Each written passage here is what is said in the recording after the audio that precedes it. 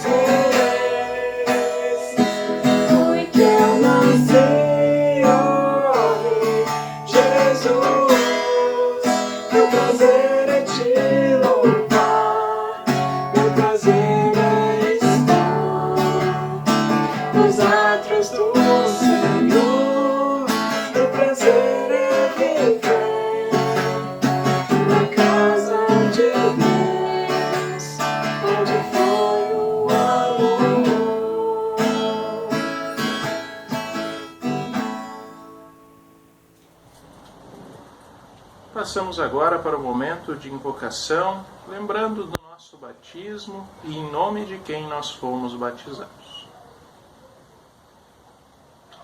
Em nome do Pai, do Filho e do Espírito Santo, aquele que é, que era e que para sempre será. Amém.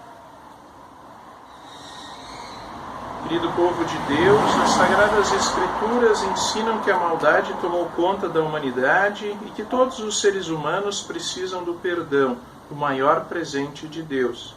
Feliz aquele cujas maldades Deus perdoa e cujos pecados Ele apaga. Enquanto não confessei o meu pecado, eu me cansava chorando o dia inteiro. Por isso, vamos levar a Deus tudo o que pesa no nosso coração, implorando a Ele o seu perdão. Amado Pai Celeste, muitas vezes não enxergamos que Tu estás conosco. Não reconhecemos que Tu estás por trás de toda a história humana e chegamos a negar a Tua existência. Colocamos os nossos interesses em primeiro lugar e queremos ocupar o Teu lugar de Senhor da vida. Reconhecemos que somos frágeis e que sem Ti nada podemos fazer. Perdoa-nos, Senhor. Dá-nos a rica medida da Tua graça para que reconheçamos em Ti que nós encontramos paz. Amém. Pelos passos dados por Jesus até a cruz, pela sua morte e ressurreição, nós fomos perdoados. Na cruz, Ele chamou todos para serem seus. Como é bom receber essa notícia, pois pela morte de Cristo na cruz, nós somos libertados, isto é, os nossos pecados são perdoados. Como é maravilhosa a graça de Deus que Ele nos dá com tanta fartura. Amém. Passamos agora para as leituras do dia, começando com a leitura do Salmo 116, versículos 1 a 14.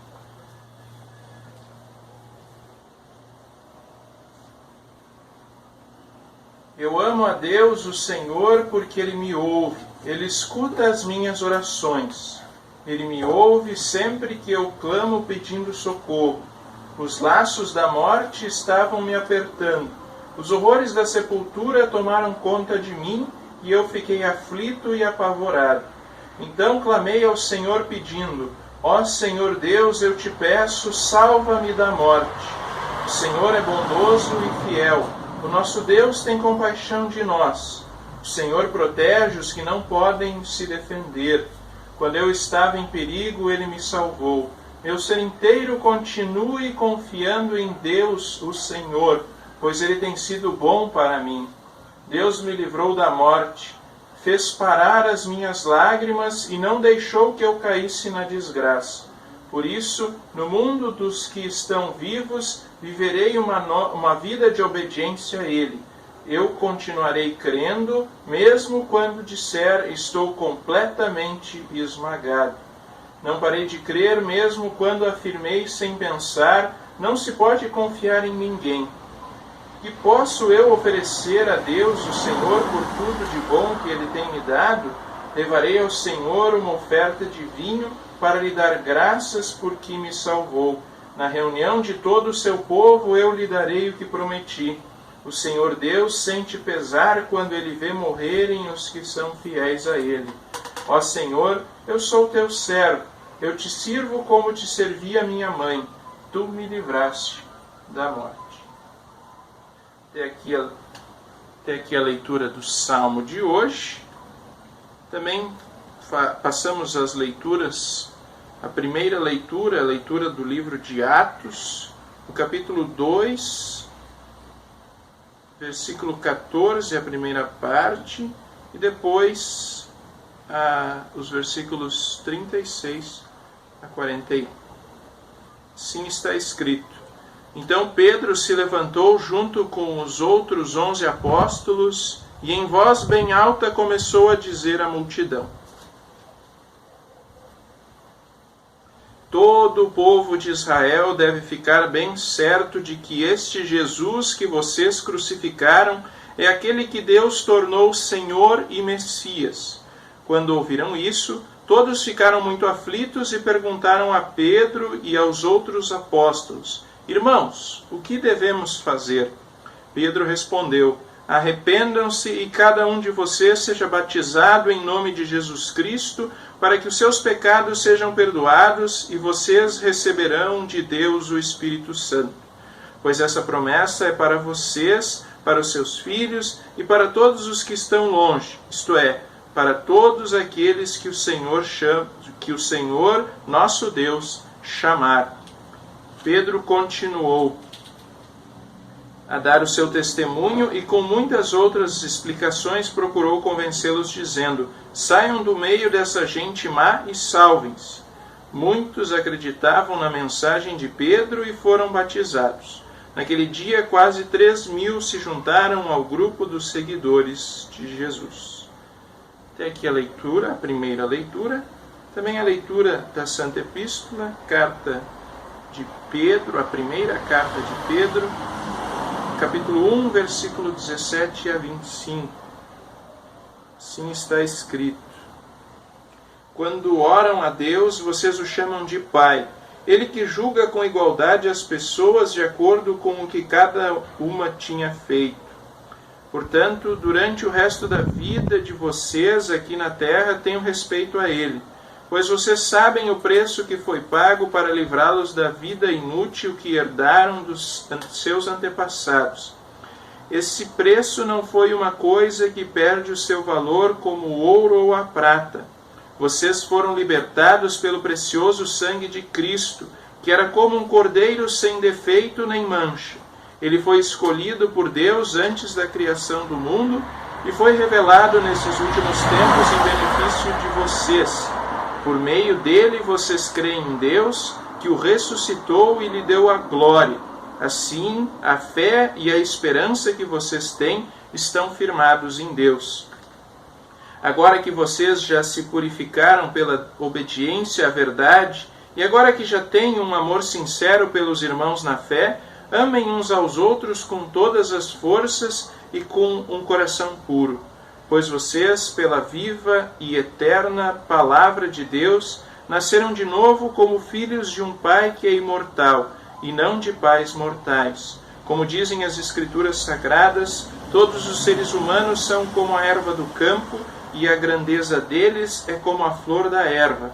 A erva seca e a flor cai, mas a palavra do Senhor dura para sempre. Esta é a palavra que o Evangelho trouxe para vocês. Assim termina a epístola. Também passamos agora à leitura do Evangelho. Evangelho segundo Lucas, capítulo 24, versículos 13 até 35. Lucas 24, 13 até 35.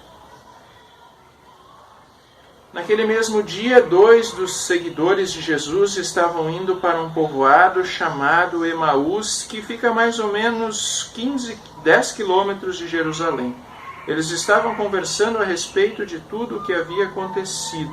Enquanto conversavam e discutiam, o próprio Jesus chegou perto e começou a caminhar com eles. Mas alguma coisa deixou que eles não o reconhecessem. Então Jesus perguntou: o que é que vocês estão conversando pelo caminho? Eles pararam com um jeito triste e um deles, chamado Cleopas, disse: será que você é o único morador de Jerusalém que não sabe o que aconteceu lá nestes últimos dias? O que foi? Perguntou ele. Eles responderam: o que aconteceu com Jesus de Nazaré? Esse homem era profeta e para Deus e para todo o povo ele era poderoso em atos e palavras. Os chefes dos sacerdotes e os nossos líderes o entregaram para ser condenado à morte e o crucificaram. E a nossa esperança era que fosse ele quem iria libertar o povo de Israel. Porém, já faz 3 dias que tudo isso aconteceu. Algumas mulheres do nosso grupo nos deixaram espantados, pois foram de madrugada ao túmulo e não encontraram o corpo dele. Voltaram dizendo que viram anjos e que estes afirmaram que ele está vivo. Alguns do nosso grupo foram ao túmulo e viram que realmente aconteceu o que as mulheres disseram, mas não viram Jesus. Então Jesus lhes disse: como vocês demoram a entender e a crer em tudo o que os profetas disseram? Pois era preciso que o Messias sofresse e assim recebesse de Deus toda a glória. E começou a explicar todas as passagens das Escrituras que falavam dele, iniciando com os livros de Moisés e os escritos de todos os profetas. Quando chegaram perto do povoado para onde iam, Jesus fez como quem ia para mais longe. Mas eles insistiram com ele para que ficasse, dizendo: fique conosco porque já é tarde e a noite vem chegando. Então Jesus entrou para ficar com os dois. Sentou-se à mesa com eles, pegou o pão e deu graças a Deus. Depois partiu o pão e deu a eles. Aí os olhos deles foram abertos e eles reconheceram Jesus. Mas ele desapareceu. Então eles disseram um para o outro: não parecia que nosso coração queimava dentro do peito quando ele nos falava na estrada e nos explicava as Escrituras sagradas? Eles se levantaram logo e voltaram para Jerusalém, onde encontraram os 11 apóstolos reunidos com outros seguidores de Jesus. E os apóstolos diziam: de fato, o Senhor foi ressuscitado e foi visto por Simão. Então os dois correram, contaram o que havia acontecido na estrada e como tinham reconhecido o Senhor quando ele havia partido o pão. Até aqui a leitura. Nós vamos confessar a nossa fé nas palavras do Credo Apostólico. Creio em Deus Pai Todo-Poderoso, Criador do céu e da terra, e em Jesus Cristo, seu único Filho, nosso Senhor, o qual foi concebido pelo Espírito Santo, nasceu da Virgem Maria, padeceu sob Pôncio Pilatos, foi crucificado, morto e sepultado, desceu ao inferno, no terceiro dia ressuscitou dos mortos, subiu ao céu, e está sentado à direita de Deus Pai Todo-Poderoso, donde há de vir a julgar os vivos e os mortos. Creio no Espírito Santo, na Santa Igreja Cristã, na comunhão dos santos, na remissão dos pecados, na ressurreição da carne e na vida eterna. Amém. Em preparação à mensagem, nós cantamos o próximo hino.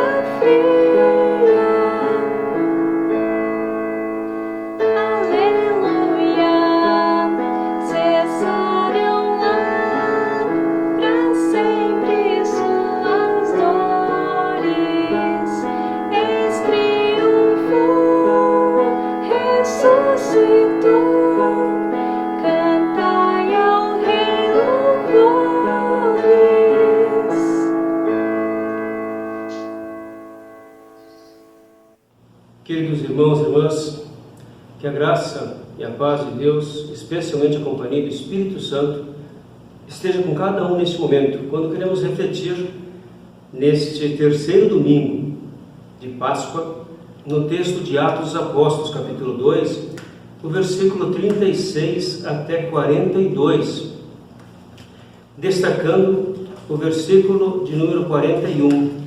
Muitos acreditaram na mensagem de Pedro e foram batizados.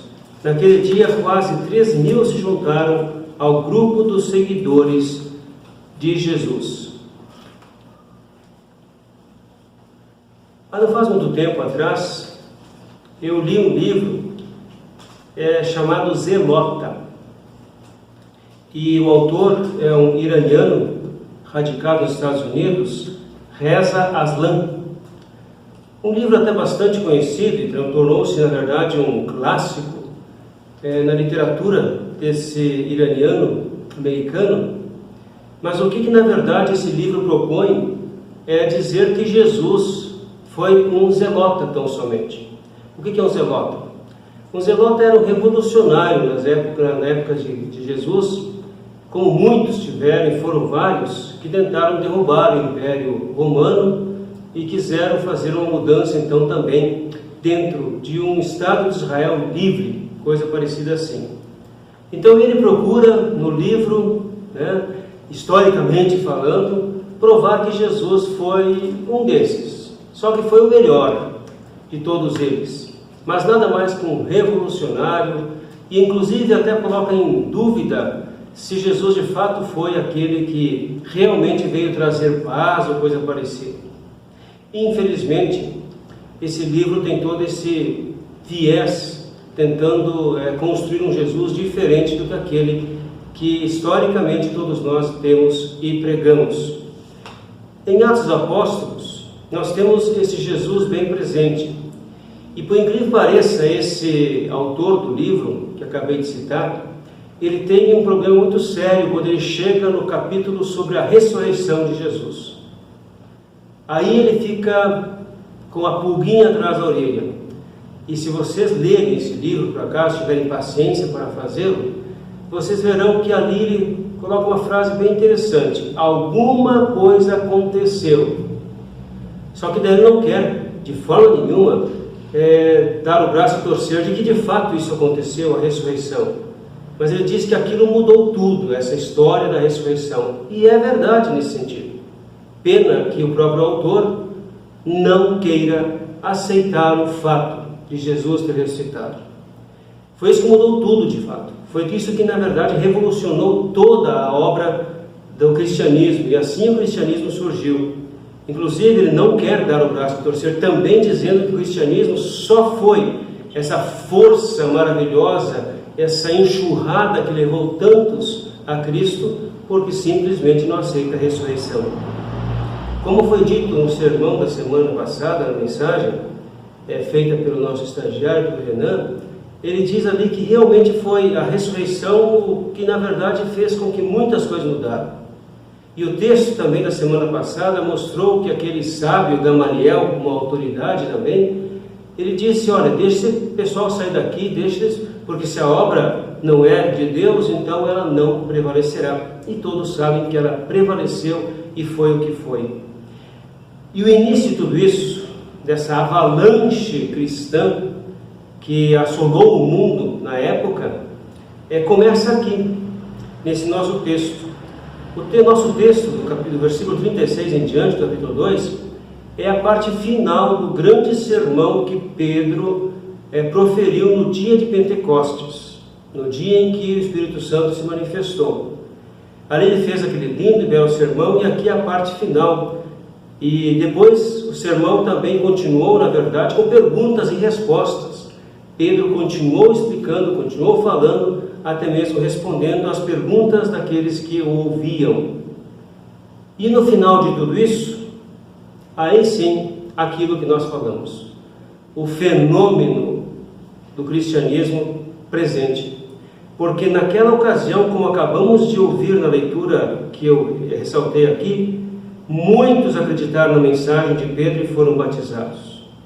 E nesses muitos que aqui estão, Lucas inclusive escreve: naquele dia quase 3.000 se juntaram ao grupo dos seguidores de Jesus.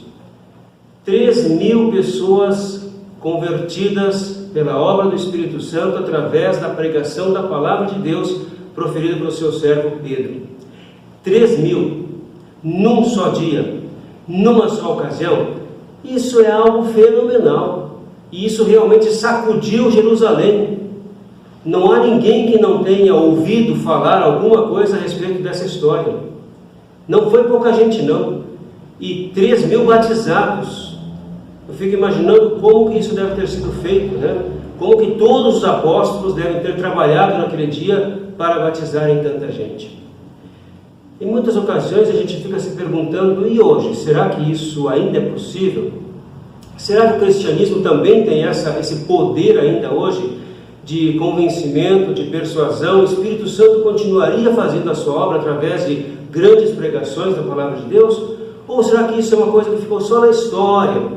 Podemos ter algumas páginas bonitas da história, como por exemplo essa aqui, e fica por isso mesmo. Será que hoje ainda teríamos esse fenômeno?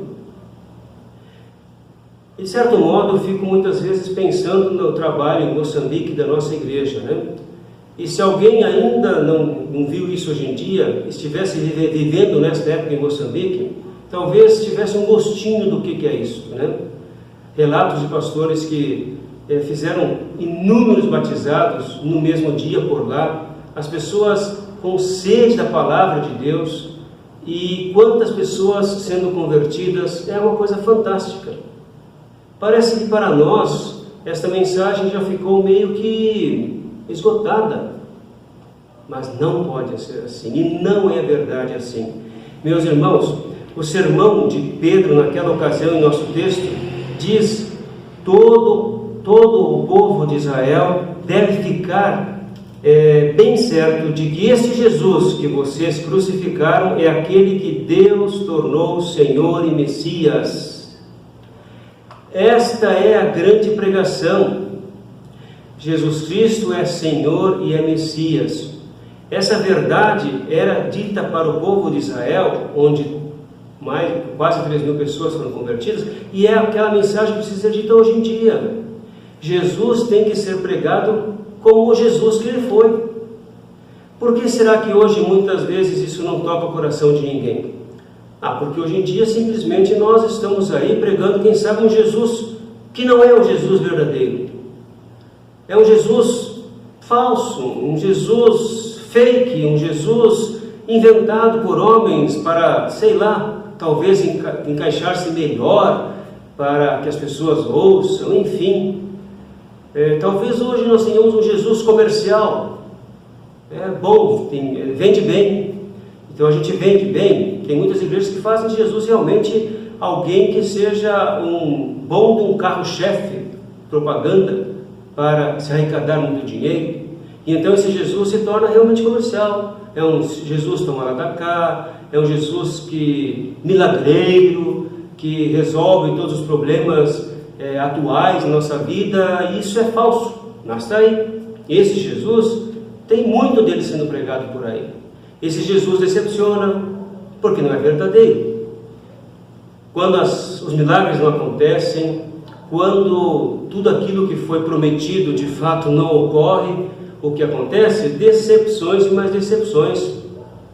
E as pessoas se decepcionam com Jesus, como se esse fosse o Jesus verdadeiro, porque é um Jesus falso que está sendo vendido por aí. Quando esse Jesus é um libertador político, assim como o nosso autor do livro Zelota, o Reza Aslan, assim como ele, muitos hoje apresentam esse Jesus libertador político. É um Jesus falso, porque Jesus jamais quis e foi esse libertador político. Muito pelo contrário, ele foi exatamente o anti-libertador político. Ele veio para salvar pessoas, e aí vem a questão absolutamente espiritual de Jesus. O seu reino não era desse mundo e assim por diante. Esse Jesus está sendo muitas vezes vendido por aí também, como um Jesus que é libertador dos pobres, libertador de alguma classe social. Esse Jesus pode até vender, mas ele vai decepcionar também, porque não é o Jesus de verdade. O Jesus verdadeiro que Pedro apresentou naquela ocasião em nosso texto é esse Jesus que é Senhor e Messias. E quando fala em Senhor aqui, essa palavra tem muita força para todos aqueles que ouviram naquela época, porque ele é de fato o chefe de tudo. Ele é o Senhor de todo o universo. Ele é o Senhor desde o Deus do Antigo Testamento, o Deus Javé, o Deus Jeová, enfim. Jesus é este Senhor. Ele é Deus verdadeiro. Ele é o Messias, ou seja, o escolhido Jesus. E é esse Jesus que deve ser pregado ainda hoje em meio a qualquer situação, a qualquer povo. O Cristo para todos é este Cristo, um Cristo que não vende falsas ilusões. É um Jesus que simplesmente diz: olha, venham e sigam, mas estejam preparados. O negócio não é fácil, vocês vão ter que enfrentar muitas dificuldades. Quando os discípulos ficam felizes, no texto da semana passada, quando ficam felizes por serem perseguidos, é porque eles estão realmente percebendo que Jesus tinha afirmado isso para eles: vocês vão ser perseguidos. Não pensem que vocês vão ser os amadinhos, os queridinhos do povo, de jeito nenhum. Eu tenho uma leve impressão de que o grande problema nosso hoje em dia de testemunharmos Jesus é exatamente querermos que esse Jesus seja o queridinho de todo mundo e nós também. Que a nossa mensagem seja uma mensagem bonitinha, que todo mundo pega e bata palmas ou coisa parecida. A mensagem de Jesus não é para ser apreciada como sendo um belo discurso, coisa parecida. Ela tem que ser de fato crida, aceita. Temos muito chão pela frente. Talvez temos que aprender muito ainda com os apóstolos lá nos primórdios, né? Onde eles testemunhavam a Jesus. Claro que essa mensagem na época era uma mensagem proibida, porque Jesus tinha sido acabado de ser morto. Ele não podia continuar vivo ainda. Que mané história é essa? Vamos acabar com isso? Não, os discípulos disseram, não, ele ressuscitou. Essa mensagem está presente nesse texto também. E então, diante dessa mensagem, onde Jesus é apresentado como o Senhor e Messias, como o Cristo vivo, o Cristo que mataram, mas ele ressuscitou. Aí alguns chegaram e disseram, mas então, muitos aflitos, perguntaram a Pedro e aos outros apóstolos, irmãos, o que devemos fazer? O que devemos fazer diante de tudo isso? Aqui está um povo que simplesmente foi iludido e enganado por muitos líderes da época, colocando Jesus como sendo realmente um zelota, um revolucionário, alguém que deveria ser eliminado. Então, essas pessoas que ouviram agora a mensagem afirmando que Jesus não é nada daquilo, mas que é o Jesus vivo, perguntam, o que devemos agora fazer então? Pedro apresenta a solução: arrependam-se. Primeira coisa, arrependam-se. Arrependam-se dos seus pecados, arrependam-se de tudo que na verdade vocês pensavam de Jesus, arrependam-se de todas as suas atitudes, enfim, arrependimento.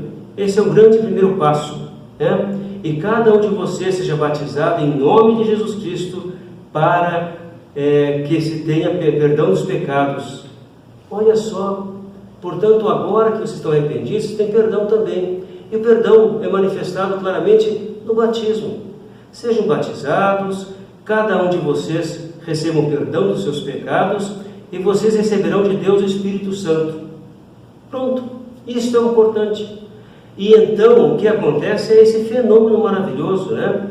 E ele ainda fala, essa promessa de perdão, de salvação é para vocês, para os seus filhos e para todos os que estão longe, isto é, olha só que coisa maravilhosa, para todos aqueles que o Senhor nosso Deus chamar.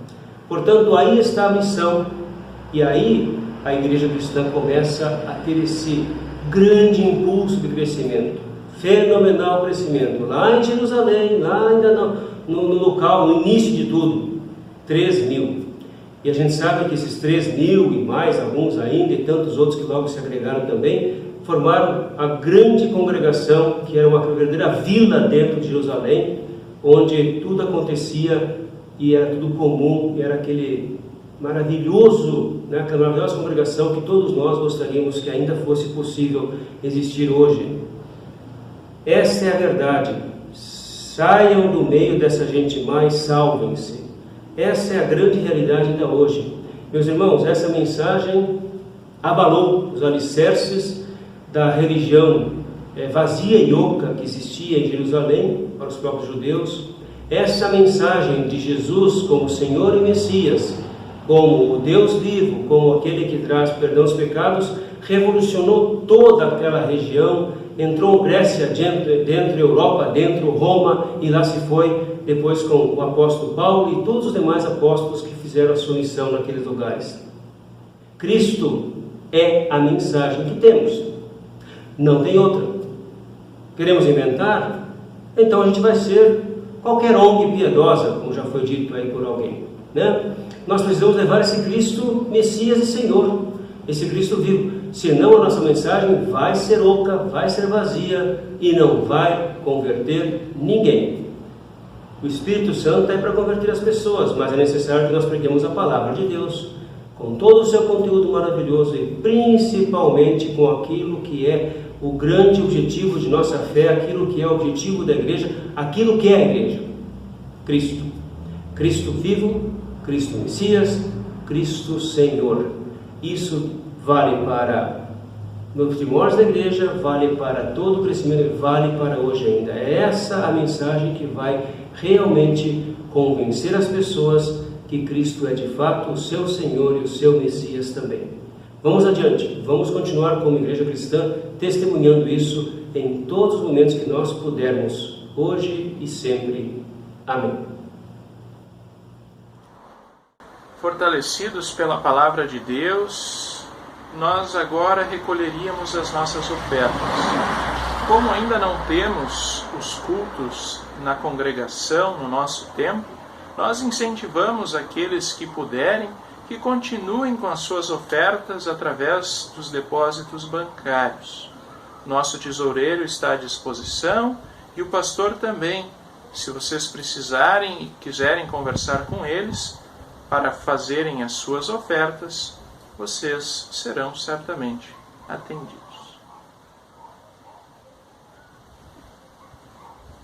Passamos agora para a oração geral da igreja, lembrando os aniversariantes da semana. Misericordioso Deus, muito obrigado por Jesus Cristo ser o meu Salvador.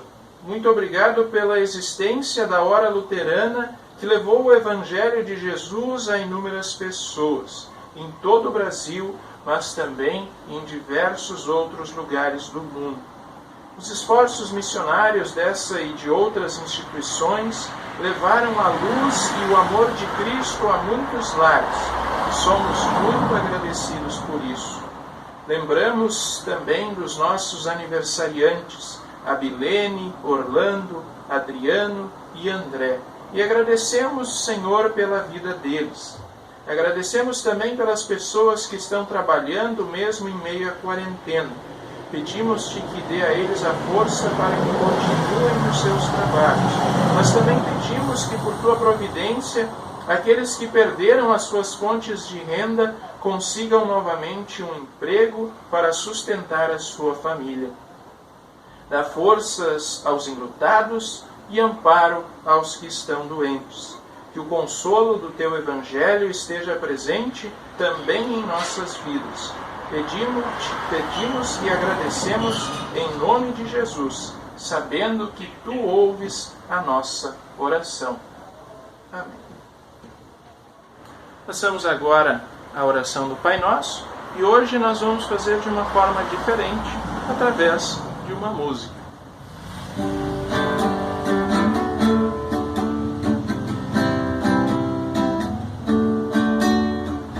Pai nosso que estás no céu, santificado seja o teu nome, venha o teu reino, seja feita a tua vontade, assim na terra como no céu. O pão nosso de cada dia nos dá hoje.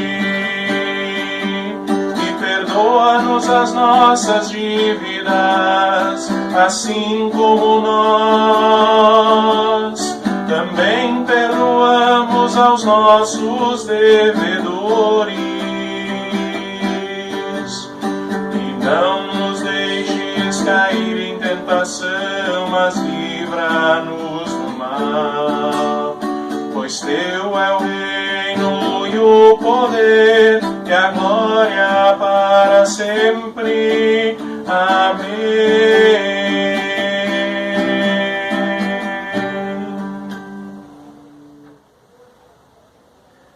Recebam todos a bênção do Senhor. O Senhor os abençoe e os guarde. O Senhor os trate com bondade e misericórdia. O Senhor olhe para vocês com amor e lhes dê a paz. Amém. Então, chegamos ao fim do nosso culto. Lembrando dos avisos da semana, quarta-feira nós temos o estudo bíblico, às 8 horas, com o pastor Walter. De manhã haverá a instrução de confirmandos, recuperando ainda o tempo que foi dispensado para a quarentena. E na próxima semana nós teremos o culto. Fiquem atentos às novas informações ainda teremos culto online enquanto durar a quarentena. Fiquem com Deus e até o próximo final de semana.